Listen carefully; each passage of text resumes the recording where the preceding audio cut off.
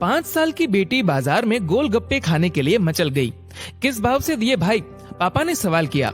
गोलगप्पे वाले ने जवाब दिया, 10 रुपए के 8 दिए साहब। पापा को मालूम नहीं था गोलगप्पे इतने महंगे हो गए हैं। जब वे खाया करते थे तब तो 5 रुपए के 10 मिला करते थे। पापा ने जेब में हाथ डाला, 15 रुपए बचे थे। बाकी रुपए घर की जरूरत का सामान लेने में खर्च हो गए थे। उनका गांव शहर से दूर है। 10 रुपए तो बस के किराए में लग जाने हैं। नहीं भाई, 5 रुपए में 10 दो तो ठीक है, वरना नहीं लेने। ये सुनकर बेटी ने मुंह फुला लिया और बोली, अरे अब चलो भी पापा, नहीं लेने इतने महंगे। पापा के माथे पर चिंता की लकीरें उभर आई। अरे खा लेने दो ना साहब, अभी आपके घर में है तो आपसे लड़कर भी खा सकती है। कल को पराए घर चली गई तो पता नहीं ऐसे मचल पाएगी या नहीं, तब आप भी तरसोगे बिटिया की फरमाइश पूरी करने को। गोलगप्पे वाले के शब्द थे तो चुभने वाले, पर उन्हें सुनकर पापा को अपनी बड़ी बेटी की याद आ गई, जिसकी शादी उन्होंने 3 साल पहले एक खाते पीते पढ़े लिखे परिवार में की थी। ससुराल वालों ने पहले साल से ही उसे छोटी छोटी बातों पर सताना शुरू कर दिया था। 2 साल तक वह मुट्ठी भर भर के रुपए उनके मुंह में ठूसता रहा, पर उनका पेट बढ़ता ही चला गया और अंत में एक दिन सीढ़ियों से गिरकर बेटी की मौत की खबर ही मायके पहुंची। आज वह छटपटाता है कि उसकी वह बेटी फिर से उसके पास लौट आए और वह चुन चुन कर उसकी सारी अधूरी इच्छाएं पूरी कर दे, पर वह अच्छी तरह जानता है कि अब ये संभव नहीं है। दे दूं क्या बाबूजी? गोलगप्पे वाले की आवाज से पापा की तंद्रा टूटी। गोलगप्पे वाले से बोले, रुको भाई 2 मिनट।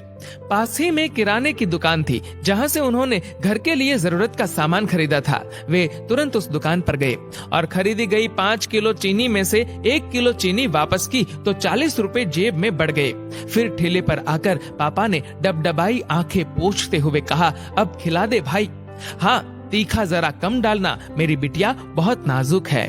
ये सुनकर 5 वर्ष की गुड़िया जैसी बेटी की आंखों में चमक आ गई और उसने पापा का हाथ कसकर पकड़ लिया। जब तक बेटी हमारे घर है उसकी हर इच्छा जरूर पूरी करे, कोशिश करे उसे हर संभव खुशी देने की। क्या पता शादी के बाद उसकी कोई इच्छा पूरी हो पाए या ना हो पाए। ये बेटियां भी कितनी अजीब होती है। जब ससुराल में होती है तब मायके जाने को तरसती है, सोचती है कि घर जाकर माँ को ये बताऊंगी, पापा से ये मांगूंगी, बहन से ये कहूंगी, भाई को सबक सिखाऊंगी और मौज मस्ती करूंगी। लेकिन जब सच में मायके जाती है तो एकदम शांत हो जाती है, किसी से कुछ भी नहीं बोलती, बस माँ बाप भाई बहन से गले मिलती है, बहुत खुश होती है। भूल जाती है कुछ पल के लिए पति और ससुराल, क्योंकि एक अनोखा प्यार होता है मायके में, एक अजीब कशिश होती है मायके में। ससुराल में कितना भी प्यार मिले, माँ बाप की एक मुस्कान को तरसती है ये बेटियां। ससुराल में कितना भी रोए पर मायके में एक भी आंसू नहीं बहाती ये बेटियां, क्योंकि बेटियों का एक भी आंसू माँ बाप भाई बहन को हिला देता है, रुला देता है।